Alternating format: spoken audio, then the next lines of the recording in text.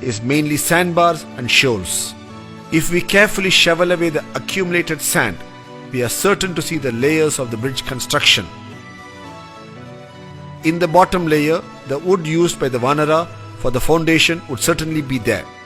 Obviously, over the last so many thousand years, the wood would have solidified and become carbonaceous material and would probably now be botanical grains.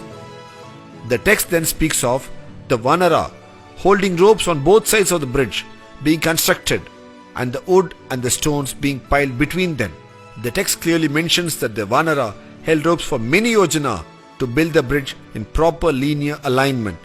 From this description, it is clear that it was not just random throwing of stones, but a planned effort which took into consideration the concept of linear alignment, which is even today evident from the aerial photograph of the bridge.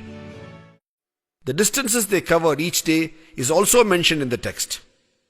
In the text, it's explicitly mentioned that the total length of the bridge was 100 yojana in length and 10 yojana in width. This is a 10:1 ratio. Today, at actual site conditions, the Rama Sethu or Adams Bridge measures to 35 kilometers in length by 3.5 kilometers in width. This is also a 10:1 ratio. After the victorious battle with Ravana, while returning with Sita to Ayodhya in the Pushpak Vimana, they fly over this bridge. Rama then points this bridge to Sita and states as to how difficult it was for them to construct and how it was only Nala, the engineer par excellence, who could execute it, and Rama calls it Nala Sethu. When did this Nala Sethu come to be called Adams Bridge? The bridge was originally called Nala Sethu, as we have seen. Later the people, out of their admiration and veneration for Rama, started calling it Rama Sethu, and later it also got the name Sethu Bandha, that which joins two lands.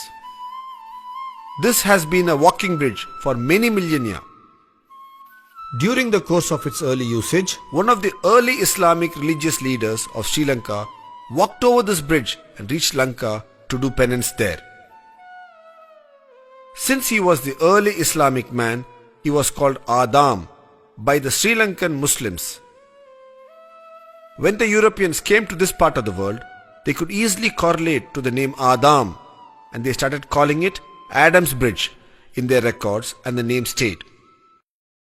In the last few decades, man-made satellites have been regularly orbiting the Earth and photographing various parts of the Earth. One such area they have photographed is the southern part of India. In this set of photographs, the bridge is also visible. It can be distinctly seen as a shallow underwater causeway connecting the two lands. These photographs do suggestively indicate it to be man-made due to its unique curvature. The opinion of many is that this could be the man-made bridge as detailed in the Ramayana text. Over the last few minutes, we have seen with a certain clarity and a detailed understanding how this bridge is a civil engineering marvel as explained in the text, a man-made accretion over a natural sea ridge. Today, on an average, this causeway is about 2 meters below water. When this bridge was built, it must have been at least about 1 meter above the then water level. That is, when the bridge was built, the sea must have been 3 meters or 9 feet below the present day sea level. As per the World Oceanography Report, a 9 feet rise in sea levels due to the melting of the polar ice caps and global warming should have occurred over 7,000 years.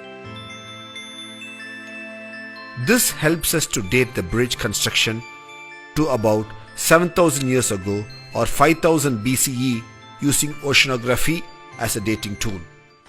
Today, we need to rightfully promulgate an order under the Archaeological Survey of India Act, Clause 4, to call this a Heritage Monument of India. It is a fit case to be called a civil engineering marvel of an ancient civilization.